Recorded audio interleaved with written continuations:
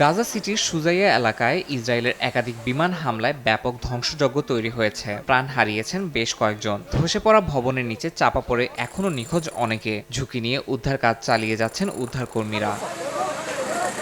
দক্ষিণ গাজায় ইসরায়েলি বাহিনীর হামলাকে গণহত্যা হিসেবে বর্ণনা করেছে হামাস। রাফা অঞ্চলে লাগাতার বিমান হামলা এবং অবকাঠামো ধ্বংসের কঠোর সমালোচনা করেছে স্বাধীনতাকামী সংগঠনটি। তারা বলছে এসব হামলা সাধারণ মানুষকে নিশানা করে চালানো হচ্ছে। এদিকে ফিলিস্তিনকে রাষ্ট্র হিসেবে স্বীকৃতির বিষয়ে ফ্রান্সের ঘোষণাকে স্বাগত জানিয়েছে ফিলিস্তিনি কর্তৃপক্ষ।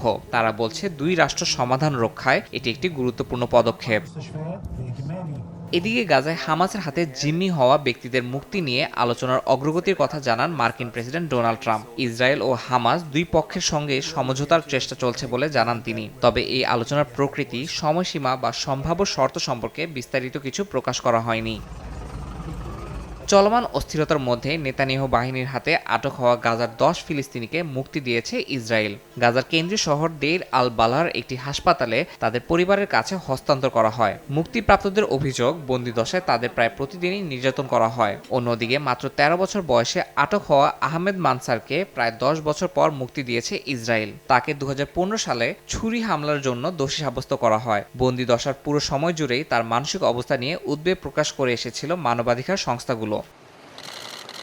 এদিকে চিকিৎসা সংকটে থাকা গাজার 18 রোগীকে ইউরোপের বিভিন্ন দেশে সরিয়ে নিয়েছে বিশ্ব স্বাস্থ্য সংস্থা। চলমান যুদ্ধের কারণে সংকটাপন্ন রোগীদের বিদেশে চিকিৎসা নেওয়া ছাড়া আর কোনো উপায় নেই বলে জানিয়েছে সংস্থাটি। মাল্টা, নরওয়ে, লুক্সেমবার্গ ও রোমানিয়ায় তাদের উন্নত চিকিৎসার জন্য পাঠানো হয়েছে। তবে এখনও গাজায় 10,000-এর বেশি রোগী রয়েছেন যাদের অবস্থা আশঙ্কাজনক এবং দ্রুত চিকিৎসা সহায়তা প্রয়োজন বলে জানিয়েছে সংস্থাটি। ইয়াসিন মোহাম্মদ জিসান, সময় সংবাদ।